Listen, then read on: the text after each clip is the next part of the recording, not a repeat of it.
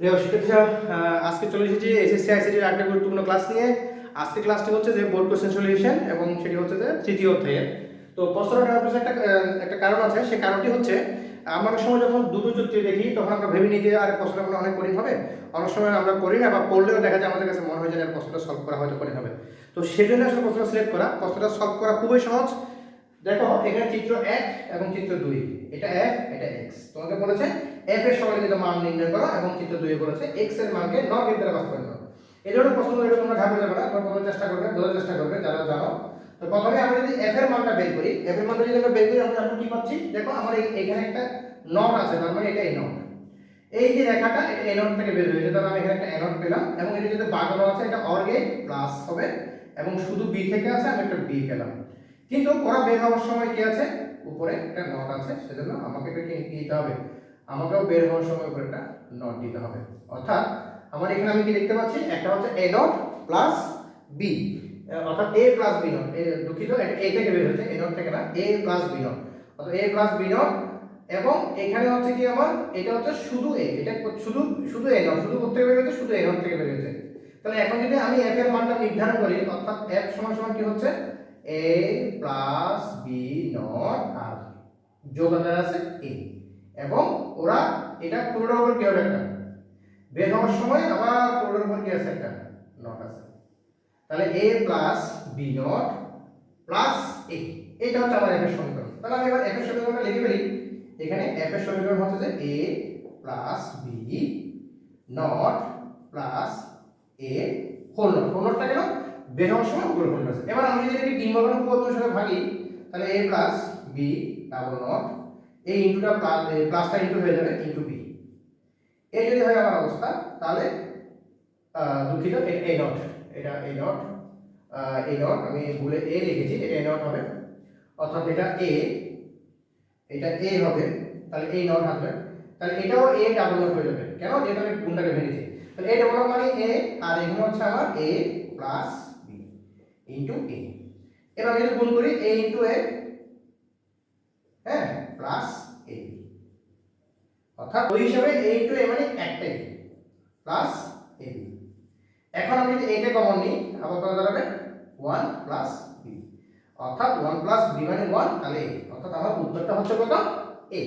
তাহলে দেখো কত সহজে আমরা জিনিসটাকে সলভ করে ফেললাম। অর্থাৎ উত্তর হচ্ছে শুধু a। এটা যদি তুমি পারো তো তোমার 2 মিনিট লাগবে না, এটা তুমি খুব ইজিলি করতে পারবে। অর্থাৎ এই ধরনের প্রশ্ন তুমি যদি চুজ করো তাহলে তোমার সময় খুব কম লাগবে। আচ্ছা, এখন এই যে প্রশ্নটা সলভ হয়ে গেল চিত্র 1 এ, এবার বলছে চিত্র 2 এর x এর মানকে নট এর বাস্তবায়ন করো। তাহলে আমরা এটা একটু ইরেজ করি। চিত্র 2 এর মানকে আমরা এটা ইরেজ করি ফেলি। চিত্র 2 এর মানকে কারণ আমরা এখানে গেট রাখতে হবে। এবার আসি চিত্র 2। চিত্র 2 এর মধ্যে আমরা কি দেখতে পাচ্ছি? এটা p এবং q, আর এটাকে আমরা কি বলি? xor বলি, আর এটা q। তাহলে এটা p xor q গেট, আর এখানে হচ্ছে p এবং q, এরা প্লাস আকারে আছে। তাহলে p প্লাস q, হ্যাঁ, এবং চিত্রটা কি ভুল করলাম? হ্যাঁ, p প্লাস q এই আকারে আছে। তাহলে আমরা যদি f এ x এর মানটা বলি, আমরা এখন x এর মানটা নির্ধারণ করি। আমাদের যে x এর মানটা, এটা হচ্ছে 2 নম্বর ঘ নম্বর প্রশ্ন। x সমান সমান দাঁড়াচ্ছে p xor q plus p plus q। আবার এদিকে আমরা কি জানি? p xor q এর মান কি হবে? p not q plus p q not, মানে অর্থাৎ a not b plus a b naught plus p plus q। এবার আমরা যদি কি করি, এখানে q আছে, আমরা q কে q এর সাথে নিয়ে নিই, p not q plus q, এখানে প্লাস p আছে এবং এটাকে p এর সাথে নিয়ে নিই প্লাস p q নট। এখানে যদি আমরা q কে কমন নিই, তাহলে এখানে কত হবে? p নট প্লাস 1 প্লাস এখানে যদি আমরা p কে কমন নিই, তাও কত হবে? 1 প্লাস q নট। এখন আমরা কি জানি? p নট প্লাস 1 মানে 1, p নট প্লাস 1 মানে 1, অর্থাৎ আমার থাকতেছে কত? u প্লাস p বা p প্লাস q, যাই বল না কেন একই কথা। এবার দেখো ইন্টারেস্টিং বিষয়, বলছে নর গেটের বাস্তবায়ন করো। এটা তো অলরেডি নর গেটে আছে, তাহলে বাস্তবায়ন করতে হলে আমাকে কি করতে হবে? শুধু কিছুই না, এখানে দুটো আবার দিতে হবে, এখানে হবে q প্লাস p, এবং আমাকে আমার চিত্রটা আঁকতে হবে। চিত্রটা আঁকতে হলে আমি কি করব? একটা q আমি সরাসরি আঁকতেছি, একটা p আঁকলাম, হ্যাঁ, দুজনকে যোগ করে দেব, যোগ করলাম।